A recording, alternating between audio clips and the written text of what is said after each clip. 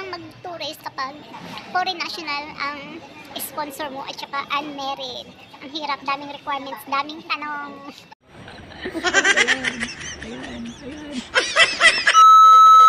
Share ko lang sa inyo yung aking experience sa immigration. Last June pala, 2023, na-upload ako. Dahil wala akong any supporting documents. Ang dala ko lang ay passport ko, round trip ticket, at yun lang ang dala ko. Kasi sabi ni German, yun lang naman talaga ang requirements. At saka, wala akong research, wala akong mapinanood sa YouTube, wala akong talagang research, wala akong ka-idea. At saka nung time na yun, mas marin ang pakiramdam ko. Pero dahil may ticket na kami, sinubukan pa rin namin lumipad. Pero, na-upload ako sa immigration. IO na nga ako, tsaka, or immigration officer. Ang daming tinanong kung sino daw kasama ko at anong gagawin ko sa Thailand. At saka ito nga, sponsor yung kasama ko sa papunta ng Thailand. At saka guys, hindi ko akalain, ang dami palang requirements. Ang dami palang requirements, lalo na pag foreign national ang yung sponsor at wala kang kakayahang financial. Lalo na sa trip mo to abroad. Kaya yan, ang daming requirements. Kaya ayan, after ko sa IO or immigration officer, na-proceed ako dun sa second inspection. Doon na talaga ako hinatulan ng offload. At saka binigyan ako ng kapirasong papel na requirements. Pero guys, hindi na namin na-revoke yung ticket at saka hindi siya pwedeng refund, kaya nasayang lang talaga yung 53,000 pesos. Hindi rin siya tumuloy ng Thailand kasi hindi ako kasama, kaya nagpaiwan na lang din siya. Binigyan pala sa akin ng immigration na yung pakirasong papel na requirements. Yung nakasulat doon ay affidavit of support, tapos CFO or CFO certificate na nagpapatunay na umattend ka ng seminar para to avoid yung trafficking. Required talaga yun guys nung time ng June na mag-travel sana kami pa Thailand. Pagkatapos, dapat meron akong proof ng relationship namin, yung kagaya ng picture namin together, remittance, at saka conversation. Saka kailangan pala guys ng photocopy ng bio page ng passport ng iyong sponsor. Required talaga yun guys. Saka ang dami niyang requirements, lalo na pag sponsor yung trip mo abroad, ang dami niyang requirements. Ano siya? Case by case basis. Mas madali siya kung employed ka, na may kakayahan kang mag-travel abroad. Kaya this time, sa trip na to, hindi na ako na-upload. Kasi naghanda na talaga ako ng requirements at saka ang dami kong na-research doon sa YouTube. Nanood ako ng YouTube, tutorial, at saka sinesearch ko lahat ng requirements. Ang dami ko talagang pinanood at paulit-ulit pa.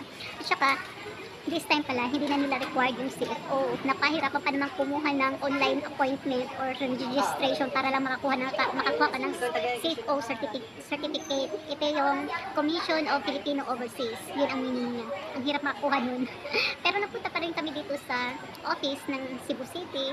Pero yun nga, kinonfirm na hindi na siya required para sa mga tourism without visa. Visa free. Yun. Hindi na siya required. Ang ginawa na lang namin, pumunta kami ng lawyer at saka kumuha kami ng affidavit of support. Pinirmahan ng aking sponsor na si Chairman. Ayun, kinumply ko yung requirements at saka ito yung nakakatuwa guys. Ang dami kong dalang requirements. Ayan siya, ayan. Yan, ito yung dala kong requirements. Na-over na yung requirements na dinala ko. Dahil takot na akong ma-upload. At saka yung nakakatawa pa. Kasi yung sa mga YouTube na napanood ko, para silang nagdala ng album sa proof of relationship. Kaya ang dinala ko, gumawa rin ako ng mga picture namin. Nagpa-print up ng picture namin. Ang laki pa naman ng mga picture na print ko. Size siya ng 3R. Ayun siya guys. Ayun. Tapos ayan. Ito yung dinala ko na proof of relationship. Tawang-tawa sa akin yung immigration officer kasi ang lalaki na ng picture. Tawang-tawa sila. Pero natutuwa ako guys kasi mabait yung natatapat sa akin na IO. Unlike before, last June, sobrang kabado talaga ako. Pero ngayon, kabado din naman ako dahil takot nga akong ma-upload ulit.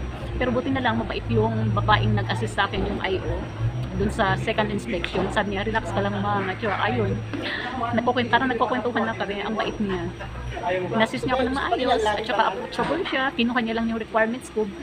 Kinuha niya sa akin lahat ng requirements na meron ako. Pero yung kinuha niya lang dahil sponsor nga yung trip ko to Thailand, kinuha niya lang yung kailangan niya. Ang kinuha niya lang ay affidavit of support, photocopy ng aking partner na sponsor ko, bio page niya, yun.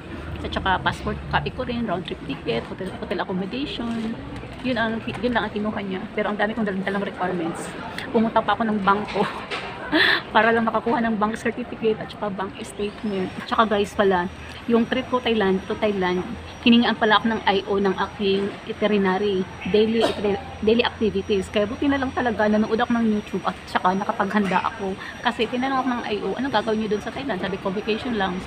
Nasaan yung itinerary mo?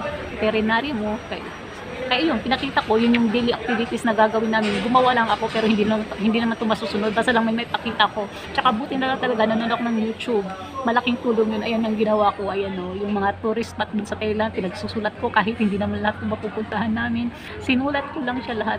Basta lang may pakita ko dun sa IO.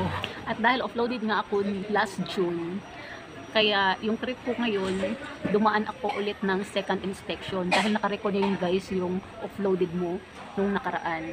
Pero sabi naman sa akin ng IO, pag return ko daw dito ng Pilipinas, netong trip ko to Thailand, possible daw natatanggalin na nila yung offload record ko. Ayun, tatanggalin na nila yan basta makabalik ako ng exact date na sa return ticket namin, tatanggalin na lang daw nila ako. Kaya tuwa talaga ako na nalagpasan ko yung immigration. Tuwang-tuwa rin si German dahil makakasama na niya ako na papunta ng Thailand. Ilang beses na kasi si German, paulit-ulit na siyang nakapunta ng Thailand pero gusto niya akong isama doon dahil first time ko nga. Ayun, sa wakas. Ayan lang guys, shinare ko lang yung aking experience.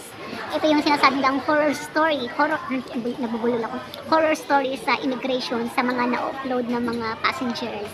Ayan, thanks for watching, bye!